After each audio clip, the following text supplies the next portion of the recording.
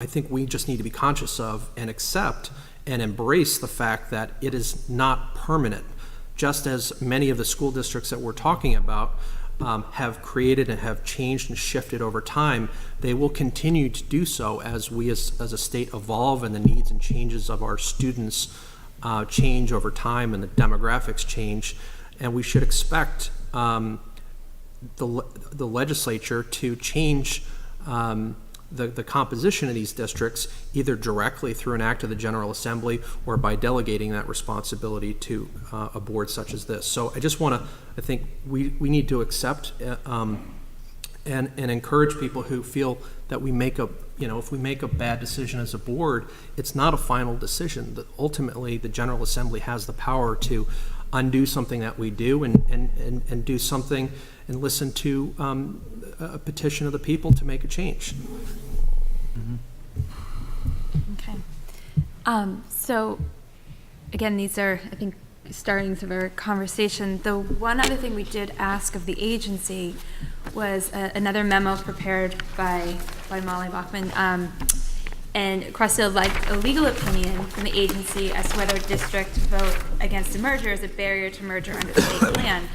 So this is something that we asked the agency to put in writing for us at our last meeting, and we also asked for them to provide votes and some more data on that. So this is what they did, and again, going over the first one, the law explicitly provides a state plan shall not apply to 4 categories of districts, and it outlines those districts.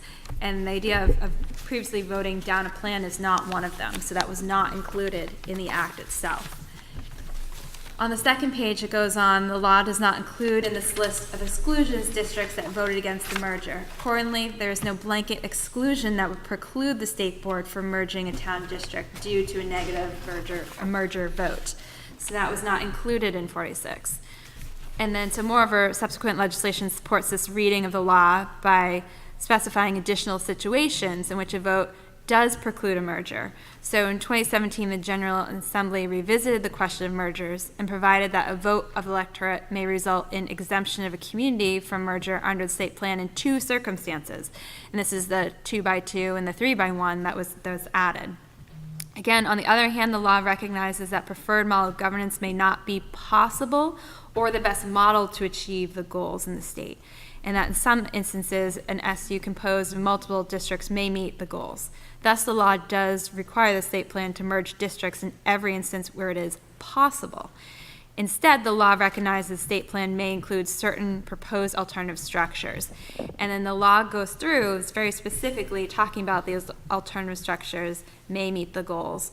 And again, I think we've talked about this already, that member districts consider themselves to be collectively responsible for the education of pre-K through 12.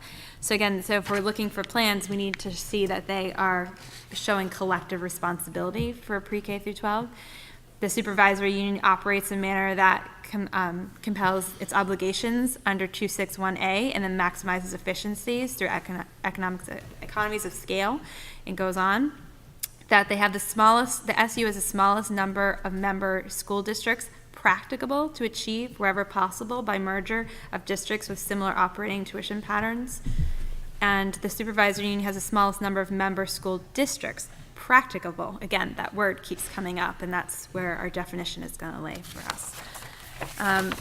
And then the issue of the state board is whether the fact that there was a vote has any bearing on these factors. And in the opinion, the fact that there was a vote against the merger does not provide any information on the issue of collective responsibility. Similarly, a negative merger vote does not provide information about the supervisory union's operation or the average daily membership of the SU. It does provide information on whether alternative structure has the smallest number of school districts practicable, and the Act does not define the term practicable, again, our job. Now, we're looking at this, the board is left to exercise its judgment in determining what set of facts or combination of facts would make it impractical for a district to merge with another to form a preferred structure of governments. Again, that's the crux of where we're going to be today. And so the secretary undertook a similar analysis when writing the proposed plan, and of the 47 decision points, for the Section 9 proposal, they either proposed retaining the current structure or asked to be merged. The Secretary proposed statewide plan agreed with 32 and disagreed with 15. And the Secretary's analysis did not find the fact of negative merger vote to be determinative of the issue of practicability, although the Secretary acknowledged that without the commitment of the communities to a larger district, potential opportunities may not be realized, and unification may be blamed for any difficulties encountered in the new district. The Secretary nevertheless believed that if merger communities would move forward cooperatively to take advantage of those opportunities. So that's where, as it goes on, this is where our job as a board is we may make different decisions, as John said. The Secretary made a set of decisions about practicable and there are no votes, and we then have to make our own. So in this, anything else, comments or questions on this memo that we have? Molly's not here today, but we have representation and a team that helped gather data and information for Molly. So any other clarifications, comments, or questions? Yes, question. Yeah. There's been some confusion over the 32 that the Secretary agreed to, or, yeah, it was agreed to. Could we hear some clarification on that point? Could you be more specific with that question? So what do you mean Well, I've heard in the emails that we get from folks, they've questioned the 32 and what that really means, and I'd like to know. Okay, and are you referencing the memo that they gave us, decision points, Section 9 proposals, and Secretary's proposed statewide plan from last meeting? Correct. Okay. Would you like us to walk through that now, or do you? So, Bill, I guess, I can wait, but I'd like some kind of clarification. I'd be happy to walk through that memo if you'd like us to, but do you want to finish up Let's not get into that detail. the at this legal point. memo first, and then Yeah. I'm happy to do whatever you'd like. so Bill, could you make that a little bit clearer of a question? So you just, because it's kind of general, the Section 9, so there's been some dispute about whether or not they accepted the Secretary's proposal? I or think the first APS? is the interpretation, but I can wait on that until later if we want to finish the section. Okay. Any other comments or questions with the memo itself? It does go on to give information on merged votes held by the districts, and it goes through the process. There's a 706 formation of a study committee. I know we have some areas that didn't form 706 committees, so didn't have the first step in that process. It then goes on to look at consideration by committee, drafting committee report. This is all through the 706 committee, the warning in all districts designated as necessary. The content and form of the warning must be uniform across the districts participating in the vote, and the formalities of the vote itself. And it then goes on to give data about districts and whether the district warned a 706D vote of the electorate. And there's a simple yes or no.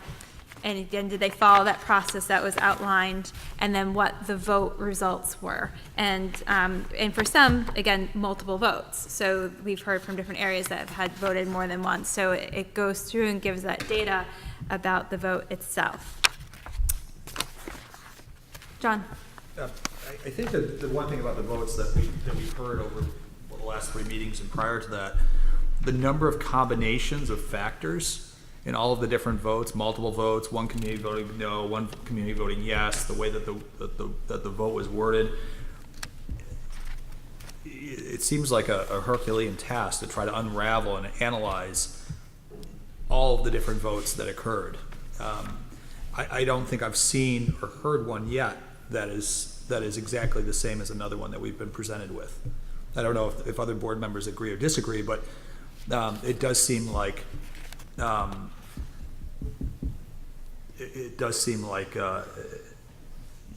apples and oranges and pears and bananas and everything. I mean, it just seems like an endless matrix of circumstances.